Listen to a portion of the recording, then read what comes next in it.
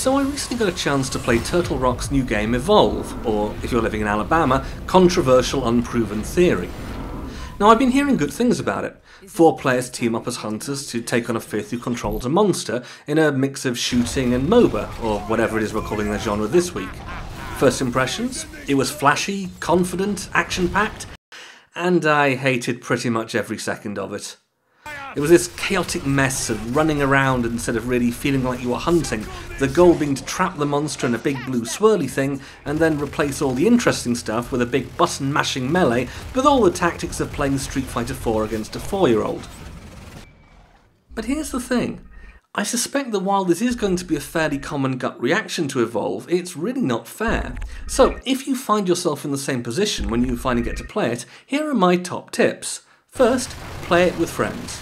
Get frustrated, quit, sleep on it, wake up, have breakfast, enjoy a refreshing beverage of some description, return refreshed and more importantly with more of an innate understanding of what it is, rather than necessarily what it feels like it should be.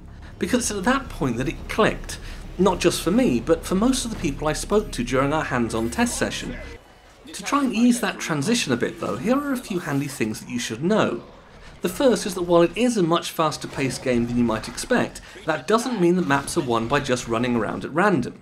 Now, sure you can, and you'll find the monster eventually if you do, but the maps are pretty big and split into lots of caves and lanes and potential arenas, and time wasted by the hunters is time the monster gets to eat wildlife and power up.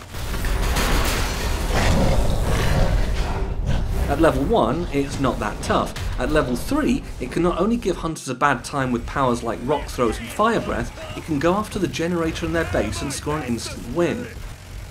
Now the key here is that while everyone can see the monster's footprints, its ability to jump and climb around the map and go sneaky means that the smart team will let their tracker take point. So far 2 trackers have been revealed, each with a very different take. The first one, from a while ago, is Griffin, who carries a basic SMG and a harpoon capable of holding the monster in place. His main hunting method though is sound spikes, 5 of them, which can be placed anywhere on the map to raise an alarm when the monster gets near. Alternatively, your tracker might be Maggie, who brings her pet dog Daisy to the party. And by the way, get used to seeing this face, because she's going to be on at least 1 million memes when Evolve is finally released. Now that one tiny skill difference has a huge impact on how a round of Evolve plays out, and it's just scratching the surface. Fundamentally, it's a game more about synergy than personal skill, though of course that helps too. Now obviously you do have to work together as a basic unit. Without support, even the best assault player is just going to be a splat of jam and waiting. But it's not that simple. Who you have radically changes both your tactics and those of the monster player. Now let's take the 2 medics, Val and Lazarus.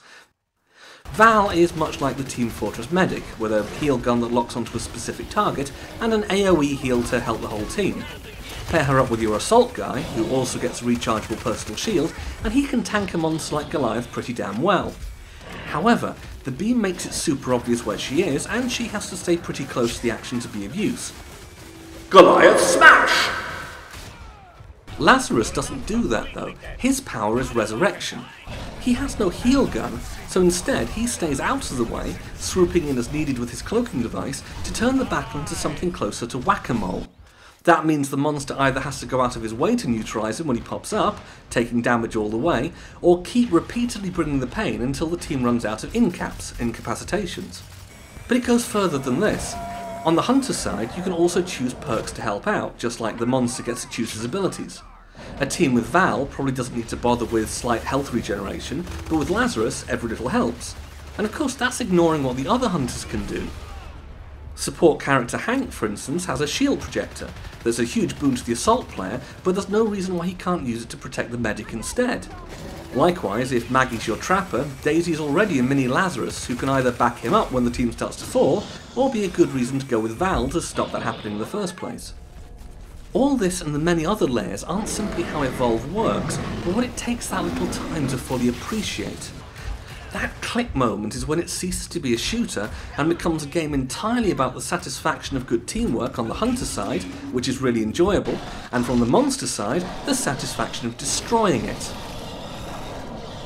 That often means the surviving hunters becoming the hunted, fleeing for their lives with jetpacks, a thumping, fire-spewing beast right on their trail, just to stay alive for a few more seconds and keep everyone in the game. Evolve is only really fun when you get to the point that you can start thinking in these terms, but when you do, it suddenly flows really well. The hunting side also made much more sense. It's not as if the monster has to run away and hide, it's often fighting things almost as big and powerful as it is. And future monsters may be a bit less bashy-smashy and be more Predator style, where they can sort of start picking off the team at will. There's so much potential here for other ways of playing, just with the addition of a few more skills, changing out the characters, or even the nature of the map. How long for? Well, that's going to depend on how many characters, monsters and extra layers end up being released and present in the final game. A bit like Titanfall, I do have my doubts about the long-term appeal. Still, should you play it and bounce off immediately like I did, definitely do be prepared to give it another chance. It's not the game it looks like, it's a much smarter one altogether. And also, much to my surprise, one I really can't wait to play again.